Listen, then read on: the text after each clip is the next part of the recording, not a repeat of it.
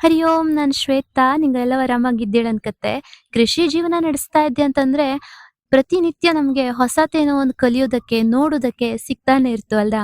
ಅದ್ರಲ್ಲೂ ಗದ್ದೆ ಬೆಳೀತಾ ಇದ್ಯ ಅಂತಂದ್ರೆ, ನಿತ್ಯ ನೂತನವೇ ನಮ್ಗೆ. ಎಂತಕ್ಕೆ ಅಂತಂದ್ರೆ, ಬೀಜ ಬಿತ್ತುದ್ರಿಂದ ಹಿಡ್ದು, ಗೊಬ್ಬರ ಹಾಕೋದ್ರಿಂದ ಹಿಡ್ದು, ಉಳುಮೆ ಮಾಡುವಂತಹದ್ದಿರ್ಲಕ್ಕು, ಕೊನೆಗೆ ಅದು ಕೊಯ್ಲು ಮಾಡಿ, ಅದನ್ನ ಮನೆಗ್ ತಂದು, ಹುಲ್ಲನ್ನ ಕ್ಲೀನ್ ಮಾಡೋ ತನಕನೂ ಹೊಸ ಹೊಸ ನಮ್ನಿದ್ ಏನೇನೋ ಸಿಗ್ತಾನೆ ಇರ್ತು ನೋಡೋದಕ್ಕೆ. ಅರೆ ಇದೆಲ್ಲ ಹೋದರ್ಷ ನೋಡಿದ್ದೆ ಅಲ್ದಾ ಅನ್ಸ್ಲಕ್ಕು. ಆದ್ರೆ ಅದನ್ನ ಮತ್ತೆ ಈ ವರ್ಷ ನೋಡೋದಕ್ಕೆ ಏನೋ ಒಂಥರ ಮಜಾ.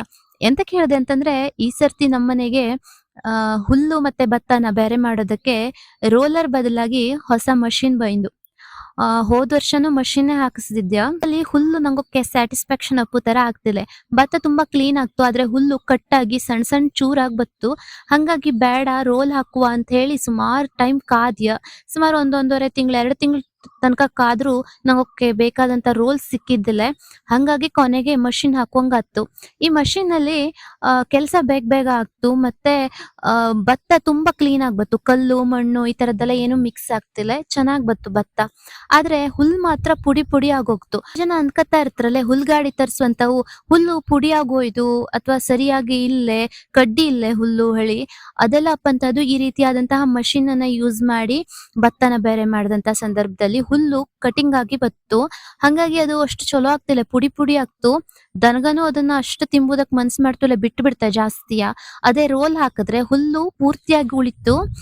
ಅದ್ ಚೆನ್ನಾಗ್ ನುಗ್ಗಾಗಿರ್ತು. ತಿಂಬುದಕ್ಕೂ ದನಗ ಜಾಸ್ತಿ ಮನಸ್ಸು ಮಾಡ್ತಾ ಅದ್ರನ್ನ.